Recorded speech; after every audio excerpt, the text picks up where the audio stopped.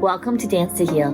I'm your host, Jenny C. Cohen. Join me as I share stories of how dance and movement can bring healing in a way that is safe and tailored to your life. I'm a cancer survivor, mother of two, and an award-winning performer who found that movement was vital to my recovery.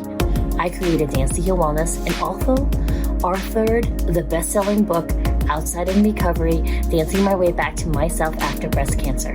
I will bring new techniques to help you on your dance journey and healing path. Are you ready to move? Dance to Heal starts now. Amy Lynn is a professional mixed media artist and an international best-selling author. As a personal growth expert and mentor, she helps her clients experience the transformation they deserve by connecting creativity and intuition, using unique creative tools like the Artist's Oracle, the Art of Letting Go, and her course called Art Without Boundaries, Unlocking Your Inner Artist. And I'm just so excited to welcome Amy Lynn Johnson to this podcast. Welcome, Amy. Thank you so much. I'm thrilled to be here. So those of you who are accessing the podcast, you want to go to the YouTube channel just to see the beautiful artwork behind Amy right now. It's exquisite. Please tell us why you do what you do and what led you to where you are now, Amy. Well, I've always been artistically inclined, and as a little girl, I just always wanted to draw animals and nature and things like that. And I found out that it kind of gave me a little escape from sort of a dramatic home life, I'll say, because that was kind of troubling. We had some issues in our family. So art was really a way for me to just go into my own little happy place. And when I would present a piece of art to, my parents or my neighbor or kids at school, they would seem so happy. And it just makes me happy to see other people get happy. So that's really how it got started. Are you a full-time artist now, Amy?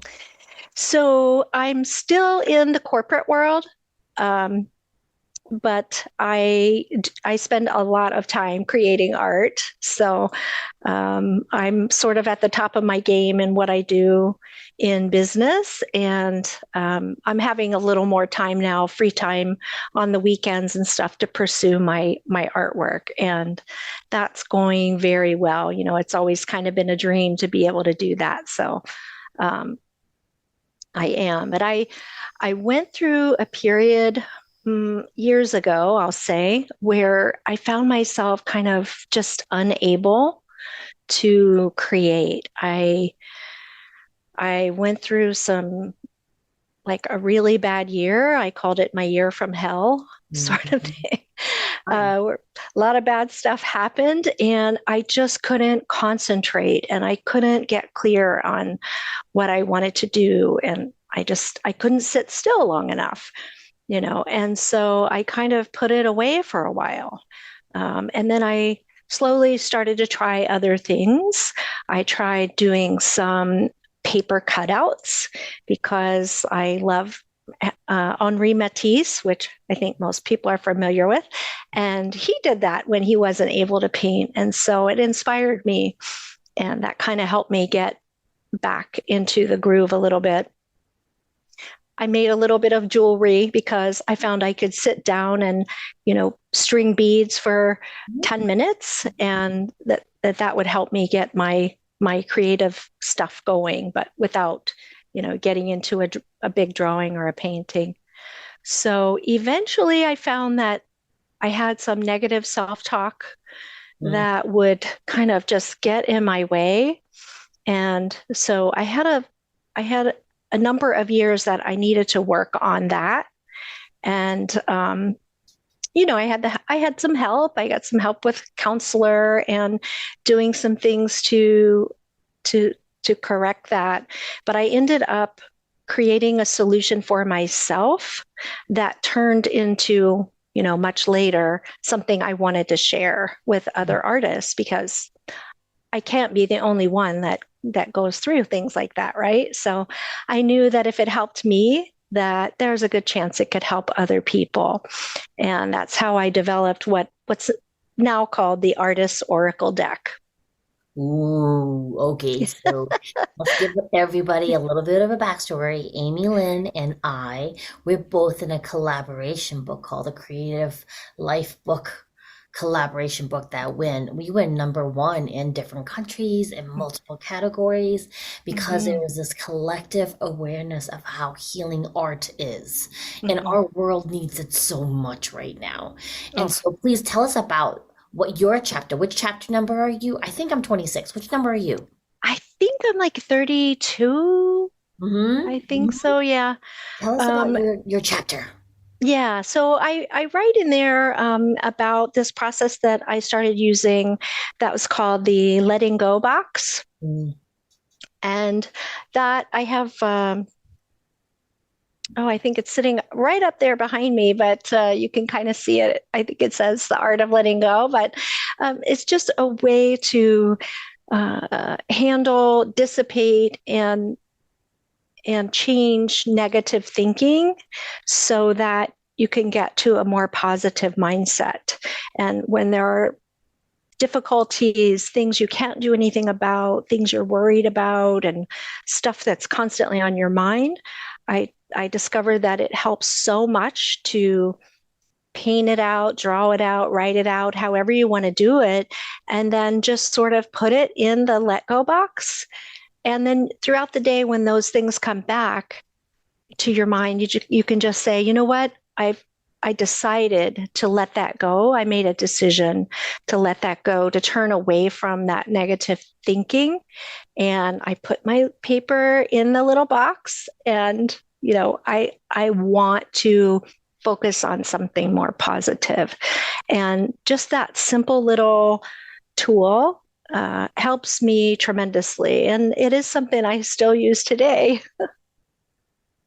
Oh, I love that. I think we were introduced to that type of technique with the putting sad, out of control thoughts into a type of box in your mind. And I like the way you actualize it in a physical activity. Because sometimes there are those of us who can't actually visualize that, or it's not as empowering, I recently came across a little video, I think it was on the internet, talking about how they didn't like the word empower because it meant you were powerless to needing to be empowered. And I still use it in this context because I like that you put the power back in our hands. Right. Like, write it out, right? And then put it in a box to deal with later. Because oftentimes it's invasive. It's in our heads. We can't get it out. Right. It's like a toothache versus a hangnail or like a broken ankle. The broken ankle definitely hurts. It's still away from your head. And the toothache is right in your skull. It's just so you can't get away from it, right? Yeah. I love that. For me, I love your speaking about how when you went through your year of difficulty, it actually affected your creative process. And you were always using it since your childhood, right? As a form of expression. There are people listening in who have never even tried it. They don't even know they have this awesome modality that doesn't require a therapist, right? Right. So how can they start this process? I mean, our viewers can see I'm Asian of descent, right? Yeah. Our hearers, they can't tell from my voice that I was born in Taiwan to peasant family members. They didn't believe in something like art. I mean, they knew what art was. I mean, I came from Asian culture. However, that was never something I was allowed to pursue. So only in later years now, as an adult, I'm now allowed to play in art. So what would you suggest for people? How do they start playing in art? Yeah. Well, I will say that I was kind of raised in a similar with a similar mindset in the family, that art was not that, you were being an artist was not an option. That's fine, or it looks great, but there was always a but attached to it, right? So you better get busy and find a real job, which is what I did. And I recognize that my parents did the very best they could. But like you said, as an adult, then to say, you know what, this is something I want to do. But then being affected by, so many negative things, difficulties outside your control, it can have effect, like a blocking type of effect. And so if you haven't tried it, what happened in my case was eventually, along with doing things like learning the art of letting go, learning to put my problems in a little box and then go on with my pursuing positive things, is I started to have that same trouble when I would go into my art studio. I would have, everyone has a busy life. Maybe you have an hour free and you just want to make something. But I would get in there and I would start having all this option anxiety, almost like, I don't know what to do. I want to do something, but I don't really have time to like plan a whole thing out or whatever. So what I developed for myself was the Artist Oracle deck, which is a tool that you can use to quickly use your intuition. You can like pull out cards of 5 different colors. And when you get one of each color, what you have is a recipe for starting a drawing. So you'll have a suggestion for a subject matter that, for me, it comes out of nature. So it'll be, something like a flower or your favorite, tree or whatever. And then you'll have a suggestion for a type of composition. Is it going to be vertical? Is it going to be horizontal? And then there's also a card for suggestions about colors. So you don't have to recreate the wheel. If you just want to jump in and start making something, you can do it within just a few minutes. And having the cards, being able to use your intuition to choose, I found, is so much easier than having to try to like think something up, right? So it's much easier to choose between A, B, and C than to choose between every option in the universe, Oh, I love So, that. yeah. And the other thing it does is it helped me jump right past that inner critic that would say, you don't know what you're doing. You don't have time. It's not going to look right. Why should you even bother? You've got work to do, But using the Oracle deck, you can just shuffle the cards, pick out a plan, and jump right into the fun part of getting started making something.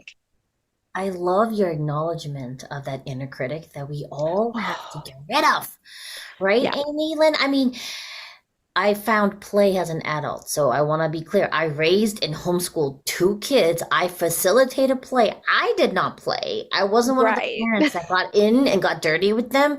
Because I was an occupational therapist, so I facilitated play. And they had great play. They grew a lot. I was just in control of the play. So as I've learned to play, what came to mind when you were telling me this last portion was, are you right-handed or left-handed, Amy? I'm mostly right-handed. Are you ambidextrous? Sometimes you write with your left? Sometimes I do for as a way to get my brain to switch off. That's another tool that you can use, is to use your less dominant hand. And that is one, I think that's a suggestion that's in the Oracle deck, is to start out making something with your non-dominant hand. I'm sorry, go ahead. Yes, well, so the thing is, though, I want to share with the audience that when I was growing up, I was naturally left-handed.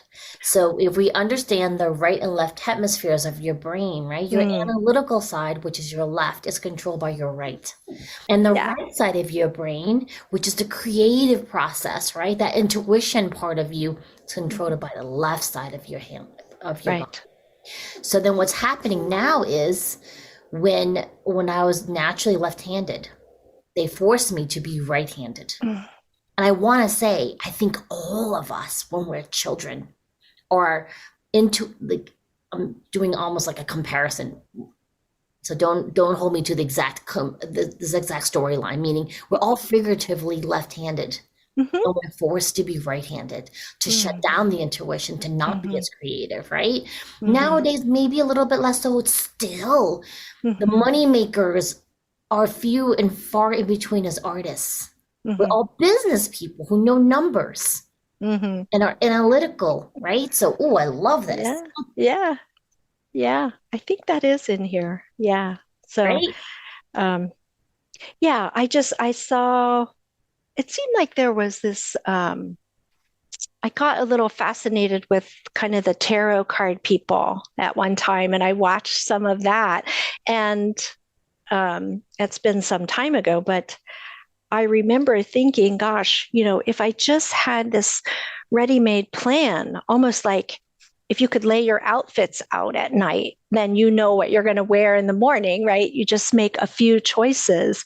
And I know my brain gets tired. Our brains get so tired of deciding, all the millions of decisions that we have to make constantly. So eliminating some of those and being able to just jump right in and get fresh ideas and fresh suggestions and being able to let yourself play, like you said, it's just such a gift. And that's really like the main thing I want to share with people is that, it brings me joy. I think it will bring other people joy if you're not, trying to make yourself into a perfect, right? A perfectionist mode. That doesn't help at all. But learning to play, learning to let yourself explore, experiment, find out more about what you like, what you might like, what you want to do.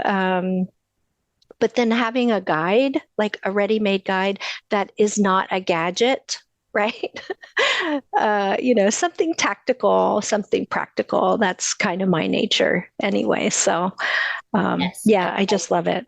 I think what we really want you to get out of this is, right, is that you are your own best advocate for what directions to play in. And Mm, I love the use of the tarot cards because hmm I am a tarot reader. I've been trained by some of hmm the best. I do it a lot for myself.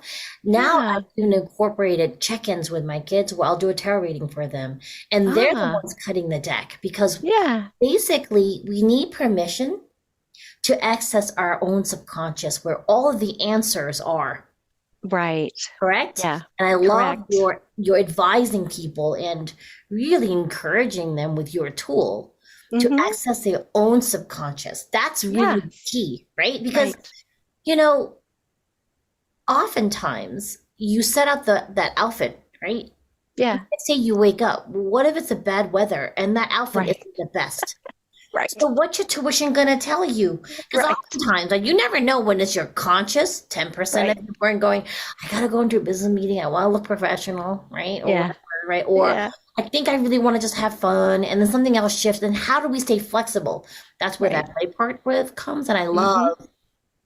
I love the part that you talk about where it's just so permission to not be Mm-hmm. perfect. Right, right. Permission to not be perfect. And I definitely needed that. And I'm not sure how that happened.